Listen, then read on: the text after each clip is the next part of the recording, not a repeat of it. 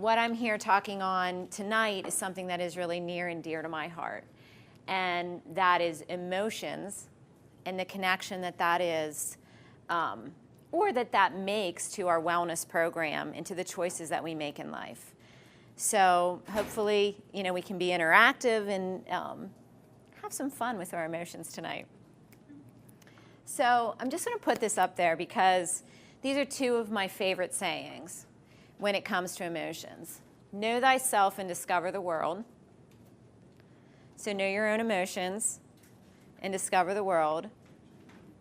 And then emotions can launch a dream and emotions can destroy a dream. Do you believe that? Building blocks and stumbling blocks. Yep. So it truly is our emotions that launch everything in our life, and it is truly our emotions that halt everything in our life. And so when you hear Dr. Ellis speak, and maybe not so much tonight, although there's a few things that I'm going to point out in terms of the connectivity to what we're talking about, but our food choices and our choices in our wellness programs often go back to that. Those emotions are what stops us. So we know. We technically know, don't we? What we're supposed to do? Something stops us. So we're going to focus on a little bit of that tonight. Some of the research is actually quite interesting. So I'm the mother of 3 boys. My oldest is 26, my youngest is 18, soon to leave the nest. And when I see this research, I have to admit it's a little bit scary for me because our world is changing. And so what this talks about is it used to be the basic 4, and I've given this presentation before, and people say, it's not 4, it was 6, it was 8, whatever. I'm not going to argue that. But the reality is when we think about our parents, it used to be, oh, they're mad, they're sad, they had a bad day. But today, it's road rage. It's we need to be perfect. It's not love. We strive for perfection. We strive for perfection because we have social media. That's one of the things. And we look on there and we see relationships and we think, wow, my relationship's nothing like that person's. I have issues, right? It used to be worry. We worried, our parents worried, but now everybody has anxiety. And we see a lot of panic disorders. Is this ringing true to some of you? And so the fact is, there's a lot of research out there to say why did our emotions go from being happiness, anger, love, worry, to being bliss, rage, perfection, and anxiety? Why is that happening? And I think it begs a good question for all of us. We have to look at that. So we have newly exaggerated emotions. And, this is being seen a lot in children. And you can't, I'm not a big news watcher. I try not to watch the news. But the reality is if we all do it, right? We all watch it. We all see it. And you can't help but notice a child goes in and he's shooting his schoolmates. Where does that come from? Where does that come from? And at what level does that exist in everybody? So what's happening and what some of the research shows is that those who practice, both in healthcare and in mental health is a big part of this, are seeing that more people are coming in with things like guilt, shame, saying they feel helpless. It's really sad. We've had this in our community, where a child in 6th grade feels so helpless they commit suicide. Okay, is everybody familiar with that's happened in this community? So we have guilt, shame, helplessness, anxiety, disappointment, confusion, and loneliness. And then you compare that to the common 4. So can you see how that's an issue in terms of emotions? So there's actually a few causes that there's many causes. I mean, I'm not going to touch on all the causes, but there are a couple causes, and I like to talk about causes that research shows that we can control, because I don't want to talk about things that I don't know how to control. I want to feel like I can do something, right? Don't you want to feel like you can do something? So as a parent and as an individual, there's some things that I feel like, you know what, I can control. And I love the research on this. So the first one is hyperstimulation. Does everybody get this? What is hyperstimulation? Well, it can be drinking too much coffee, but actually the research shows it's more the technology. So we're constantly on. So, you know, I'm just going to read you some of these. These are just some of the research articles. I'm not going to read you the research articles, but some of the titles. Like new disorders, stress response hyperstimulation, overstimulated nervous system. Hyperstimulation drives autistic behavior. Overstimulation may lead to depression. The Boston University tells us that tablets and smartphones may affect social and emotional development. How about that one? Yes. Technology, this is one of my favorites. Technology destroys empathy. What that means is that furthermore, technology diminishes or ruins, in fact, some scientists say it actually ruins our ability to read emotions. That was a study done at UCLA. So we are on cell phones. I'm just as guilty as everybody else. You know, we're on our cell phones. We are on our computers. We come home. We're on the television. There's constant noise. And so over the past probably decade, but more in the last 5 years, what they're seeing is a problem with overstimulation. Okay? So overstimulation basically impacts our emotions. So there's a direct correlation between overstimulation and our emotions. So now we understand why I feel a little bit mad at somebody, but my phone's going off, the TV's on, everything's blaring, I haven't turned off. Now I feel rage. I don't just feel mad, now I feel rage. Do you see that correlation? So now when I'm in rage, what are my choices? I'm more apt to make an unhealthy choice than I am a healthy choice. Make sense? Yeah, we act out.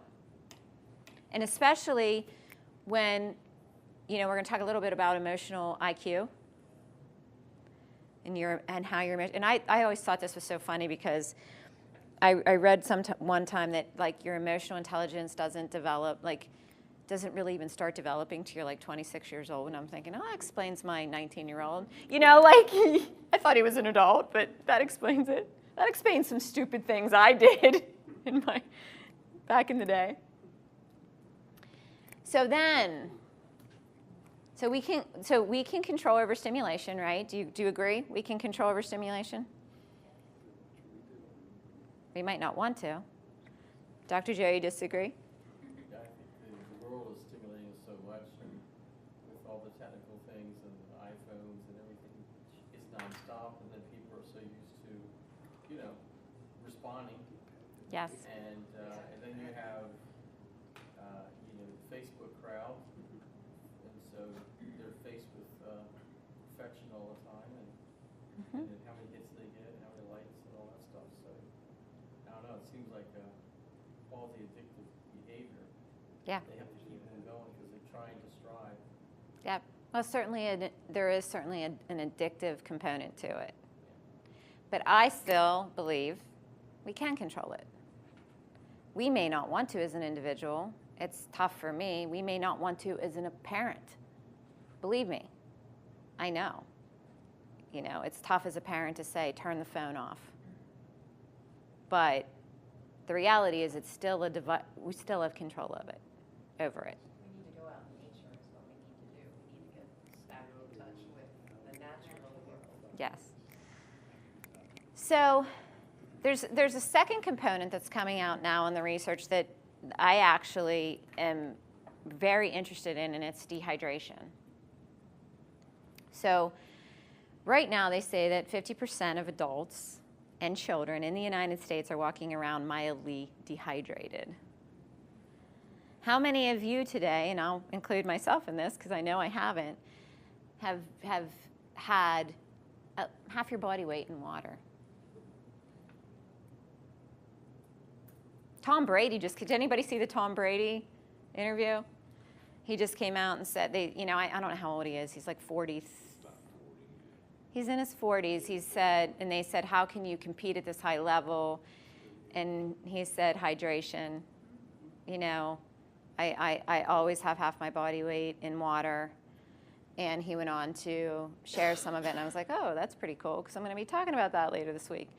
But the fact is that there is a direct correlation between dehydration and emotions. So I'm only going to get into a little bit of the research that's out there, but there's more, because dehydration also impacts sleep. And guess what? Sleep impacts emotions. So when you think about how that cycles and cycles and cycles, it's a pretty big impact. So just dehydration and emotions. These are just some of the studies out there, some of the headlines. And it, as we should suspect, it affects women more than men. Women report more headaches, mood changes when mildly dehydrated. The University of Connecticut did some research that said even mild dehydration can alter your mood. Even mild dehydration. Greater in females than males, but even men had fatigue, tension, and anxiety. Even men? Even men. For you 3 men in the room. Mild dehydration causes emotional problems. And then Harvard released a study. It said inadequate hydration can lead to impaired cognitive emotional function. And that more than half of us in the U.S. do not drink enough water.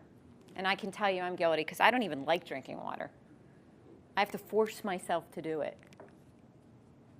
And that's not even getting into all the impacts on aging and all that stuff that we know it does, which is just the benefit of being hydrated, So this is your emotions. So premature brain aging, they've seen issues with information processing, mental fatigue, and mood changes. Make sense? So when you look at it, we live in a world that's creating the perfect storm. So when you look at our poor emotional IQ, making poor emotional choices, you've got dehydration, hyperstimulation, the two that I focused on. We're going to talk about poor food quality, right? So you got poor food quality, and then you have overactivity. And overactivity just means we run from one activity to the other. And we see it in ourselves. Here we are, blessed to be involved in health by choice education and research. And we have amazing speakers running out to do another class. I'm not knocking that in any way, but we never stop. Yes. Workaholics. And we teach our kids, and I'm not going to say I'm not guilty. We taught our kids, you go to school, you go to sports, you come home, you do your homework, and, you do it all over the next day. And now they sit in their beds and, do whatever they're doing on their cell phones until they fall asleep. So we have created the perfect storm for poor emotional IQ. And so let's paint the picture. So the day includes overstimulation, technology, news. We didn't even talk about the news. And some people are addicted to it. Well, I'm not going to talk about it. But what I say is when you're going through this research, use it as a checklist. How many of these do you do in your life?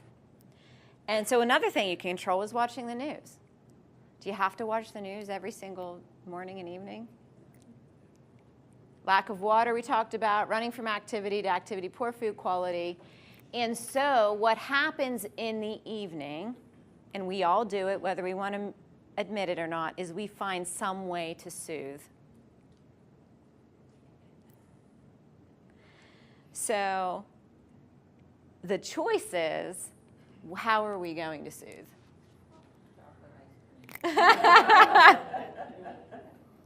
And that's on the list, I think. So it is the perfect storm for bad decisions. Does that make sense? If I may. Absolutely, I just wanted to please. make an observation. What's so interesting about this is that emotions are a direct effect, a direct result of hormonal imbalances. I mean, or balance or imbalance. And what we're talking about with the overstimulation and all of this is a complete imbalance of the hormones in the body, which is chemical reactors. And so we seek those foods that will be the quick fix for whatever hormone calms us down or creates that joy that we're not taking the space to create in our life, like the chocolate. Absolutely. And I thought it was interesting because for those of you who were here on like early, Ella gave out some special tips, and one of them was this article. And it talks about a woman who was pregnant and she was craving, I think, pebbles, stones.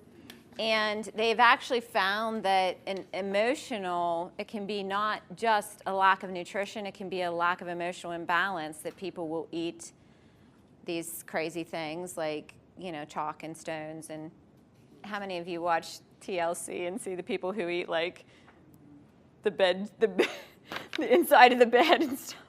It's crazy, but that's emotional imbalance at its finest. So very, very interesting to see that she handed that out today when we're talking about it. Diane. I can tell you from a personal standpoint, it's been probably about 6 or 7 months ago. I was always getting up, turning on the news in the morning. I don't watch it at all anymore. I have no control over what the guy in North Korea is going to do.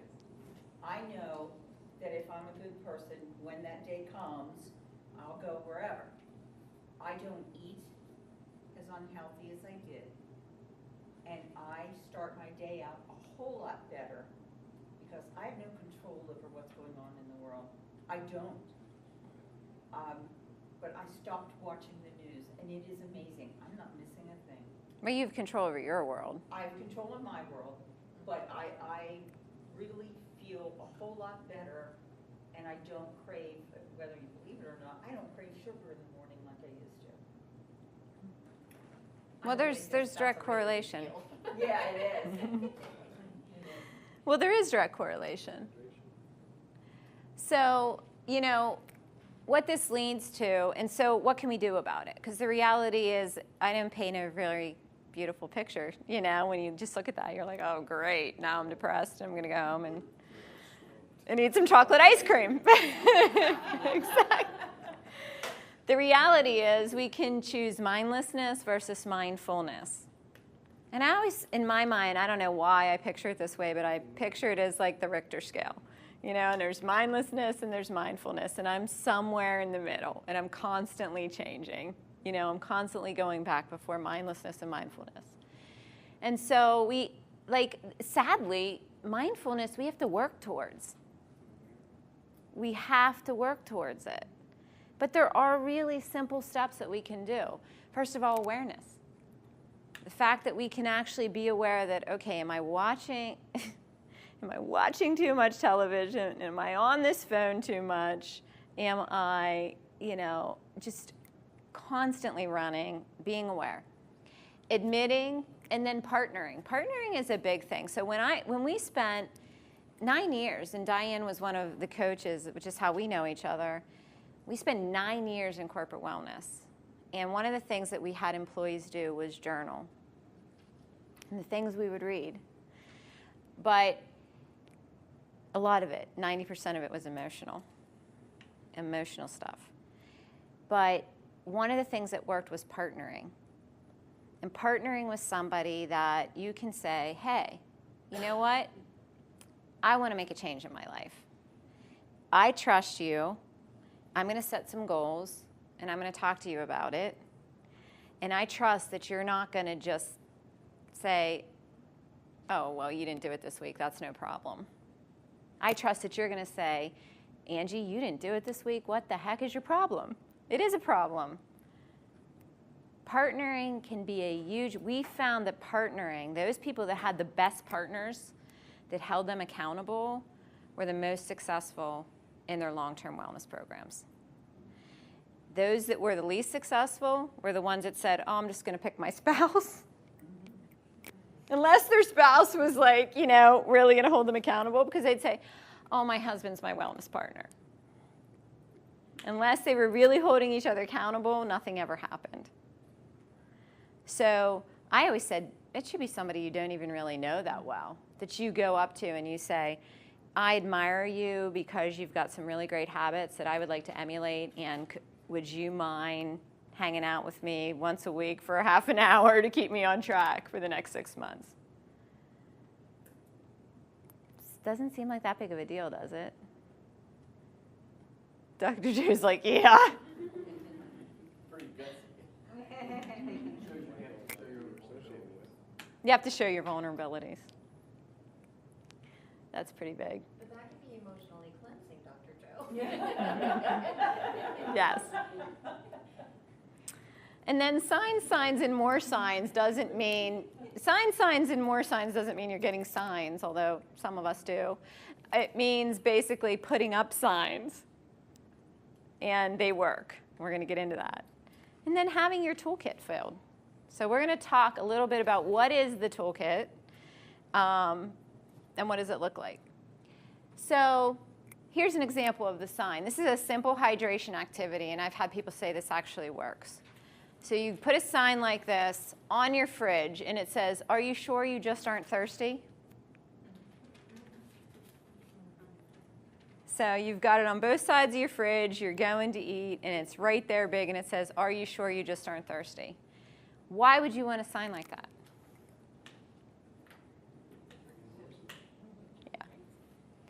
Because there is also research to say a lot of people eat when they're thirsty.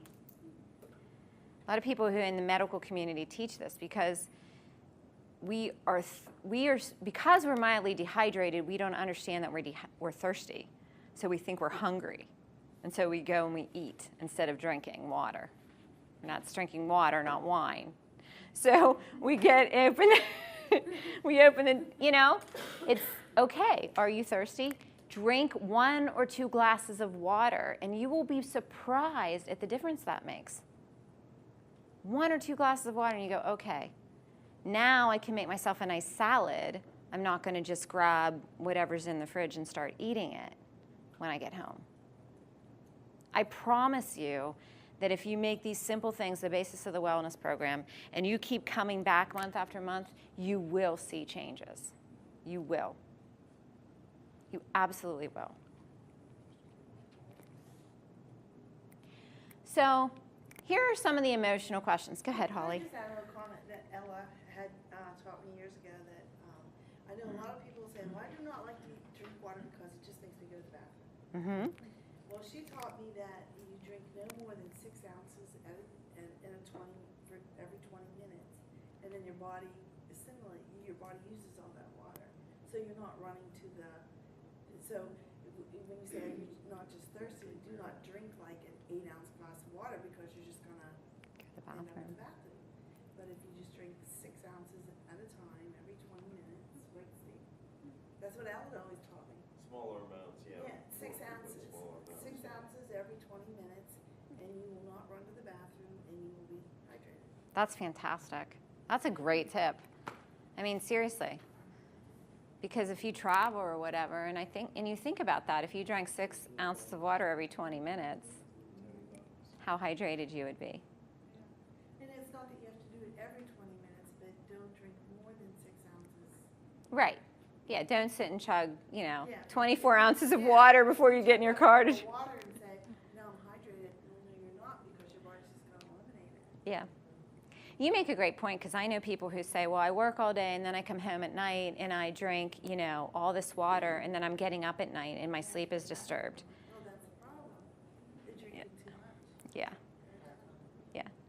And the other thing that's not happening then is what is happening is during the day they're mildly dehydrated and they're having the cognitive and the nervous system impacts of being mildly dehydrated, which is affecting their day and their emotions. So that's an excellent tip. It So- affects you in other ways too. I'm sorry. It affects you in other ways too, because I was trying to do the half of my body weight in Mhm. water, because something I read, and I wasn't drinking it right, and it was eliminating it, but I wasn't getting to the restroom on time. I took one step out of my car when I got out for work, and I wet myself. I couldn't hold it. It just like that, it hit me. So it immediately eliminates Yes. when you have too much at once. Especially for as we get older. Those of us as we get older. So very, very, very important to do it correctly too. So here's some questions, and this goes to the connection between now we know what can impact our emotions, right? But now how do we relate that to food and our food choices? And so the ones that are red are simply red because they are highly chosen. Like people say this is the reason a lot. So they eat mindlessly, not sitting down to dinner. I'm very guilty of that. My sons and I will stand around the kitchen counter and eat. Eat instead of hydrate, we talked about that. Feeling powerless or out of control around food, people will say they just feel like they don't have any control with it. But these are all the good questions, and these are in your binder. So when you go home, you can sit and kind of circle the ones that relate to you. But the reason that these questions are important is that, like, if you're eating when you're not hungry, or even when you're full, you're not eating because you need to. You're eating to soothe some type of emotion, more than likely. And so by being able to circle that, by being able to go to a partner and say, I just really analyzed myself and I eat when I'm full, so I need to find out why I do this. That is the reason you ask themselves those questions. Does that make sense? Okay. So you'll ask yourself those questions. And then we're not going to go through all of these, but this has been really interesting. And Diane started getting into this. And this is like a whole class in and of itself. We're not going to have enough time for it. But the reality is that over time, a lot of the researchers have found out that certain emotions connect to certain types of foods. So, for example, when you're stressed, you might want fried, salty, sweet foods. When you're sad, you want comfort foods. That makes sense to me. That goes back to, that's age old. Why do you think they called it comfort foods? You were sad. I remember, and this is a sad memory, but my brother passed away when I was 21, and I remember, and my sisters and I all had weight problems growing up. And I remember this specifically because my sister had just lost a significant amount of weight remember Nutrisystem was big back in the day. And my brother died and everybody brought us comfort foods. And that's all we did was we ate for like months. And pretty soon my sister gained all her weight back and that was another emotional issue she had to deal with. But comfort foods are called comfort foods because of a reason. That's where that comes from. So when you're mad, that makes sense to me. When you're angry, you're crunching. Get it? You're like, they find that people will grab chips and eat a whole bag of chips. They're pissed off at someone. This person who worked today, and pretty soon they ate the whole entire bag of chips while they told their husband about the problem. And spouse never said, well, you also just ate a whole bag of chips while you were telling me about that. Let's go out and go for a walk instead. Right? How many of us do that? And then what's interesting is I love the ones where you're like tired, exhausted, helpless. You'll eat whatever is available. So you're tired, you just don't even really care. Whatever, I need to eat. That's why it's important not to keep junk in the house. Yes. Because it takes more effort to go to the store to buy the junk That's true. It's a very good point. And then I like the anxious, confused, and guilt, because the reason I think that's really important, especially those of you who are parents and grandparents, is that anxious is a huge problem today. I am going to tell you that I know right now half a dozen kids in high school that are on anxiety meds, just in my circle of friends, their children, in high school and college. Anxiety and anxiousness is a huge issue in our youth. And I'm not talking little, I'm talking kids that are starting to go to college and enter the workforce. It is a huge issue. So when you think about anxious, confused, and guilt, what they turn to are habit foods. Things like sugar, which is highly addictive, and alcohol. And in this area, we have a lot worse problems. We have a major drug problem in this area. So this is an issue. And so what they have found is in the should do column are activities that correlate to those things that if we can stop ourselves, we go to the fridge, we say, and I think of it like a routine. You go to the fridge and it says, "Are you really thirsty?" And you go, "Yeah, probably." And you drink 2 glasses of water. And then you stand there and you say, "Oh, God, I'm really pissed off. Let me pull up my list. Oh, okay, I'm going out for a walk. And then when I come back, I can go, okay, now I can cook a decent dinner."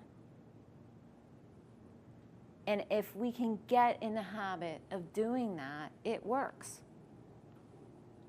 Make sense? And this is something we should be teaching everybody. And it is the basis of any wellness program. Because I can sit here and you can teach me about organic foods and picking whatever. And until I address this issue,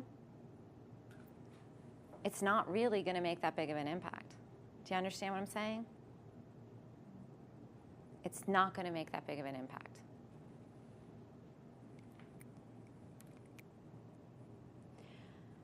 So this is really what we found in our research and what we found in 9 years of doing this. It's identifying the mood I'm feeling, what I wanted to eat, finding your replacement choice. And your replacement choice isn't going to be the same as my replacement choice, right? It's not. And then how you felt after. So I did my replacement choice, and being honest with yourself. Because if you did your replacement choice, and I think one of the best stories of this is one of my dear friends, Betty, she was like having a lot of issues and emotions, and I invited her as her replacement choice to come to Zumba with me. And we're doing Zumba, and I'm rocking it out, and I'm having a blast, and she looks at me, and her face is like, and she leaves, and I said, "Didn't you have fun?" She goes, "I hated that." And I was like, okay, your replacement choice is not my replacement choice. She had to find her thing. We're all so different, you know? But at least it was getting her to go and do, and then now she's found her thing, you know? But it was that start of getting out the door, having someone say, "Come on, don't sit home," and, you know. What does she do now? Walk. Walk. Yeah. And that's easy for her, you know? But she doesn't. She's got a walking partner in her neighborhood, which is, you know, fantastic. So. Okay, so I only got 5 minutes here. So basically, this is in your binder too, so it doesn't really matter if we get through it or don't get through it. But what this is some of the foods that different practitioners, different research articles say help that are better choices. So if you identify with sad or depressed, so if you say, "Oh, I'm sad or depressed," these are some of the foods that will help you. And what's interesting about this is it kind of goes back to what's happening again in the chemistry that Jen started to allude to. Because some of the reasons that you're feeling this way is now your body chemistry is all off. So it gets back to the issue of when you're angry, your serotonin may be low. When you're depressed, your serotonin may be low. It gets back to, you know, what's going on in your body with magnesium and omega-3. So for example, if you look at sad or depressed, it says eggs with yolk has vitamin B in it. They are starting to correlate low vitamin B with being sad or depressed. They're starting to correlate low magnesium with being sad or depressed. Nuts and seeds are high in magnesium. You know, cold water fish is omega-3, and they're starting to correlate that omega-3. You can't, that's all over the TV, that if you're sad or depressed, omega-3 is something to be looking at. And then grains, quinoa, millet, teff, and these are all things that have the amino acid L-theanine, I think it's pronounced. So you can kind of categorize yourself. If I'm a person that's really angry, what is going on? If I'm a person that's really depressed, what is going on? And try some of these things. Now this doesn't address, and this is why we have, you know, the Dr. Ellas of the world, is that when you go out and get this, you want to get the right kind, you want to get the quality kind of food, right? But this just addresses the categories of food that can be impacted.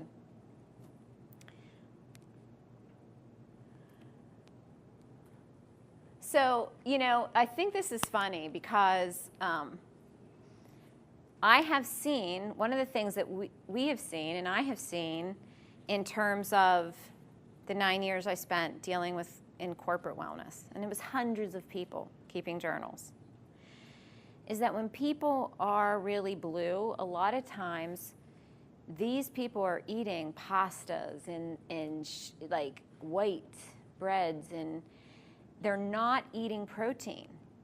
There's a certain amount of people that think protein, that you can't coach them into eating protein.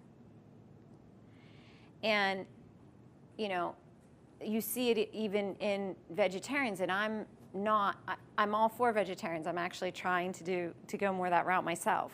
So, but the reality is you have to do it the right way, because protein is important. It helps stimulate the production of the brain chemicals, okay? So if we don't have the stimulation of the brain chemicals, what's gonna happen? So now we don't have now we're like, oh, I don't understand. I'm becoming a vegetarian and I don't know why I feel depressed. You have to do it the right way, because you live in an overstimulated world. And you may have needed to do it the right way 20 years ago, but you really need to do it the right way today. Because more than ever, you have to combat higher rates of overstimulation. So there are ways to get things that we think of tryptophan, we think of Thanksgiving dinner. That's when I first learned about it, right? That's why you sleep. That's what I was told anyhow. That's why you want to sleep after Thanksgiving dinner. But you can find it in other ways. So this is all in your notebook. So, you know, this is the idea. I love this. I love when, like, what I considered like an old wives' tale makes sense. Like trail mix was to energize yourself when you were like on a long hike. And basically it came from, when it comes to energizing foods, this is the way to go. So if you're always feeling tired, having that healthy trail mix might be something that you want to consider. Thank you so much. It's been wonderful being with you. Have a great night.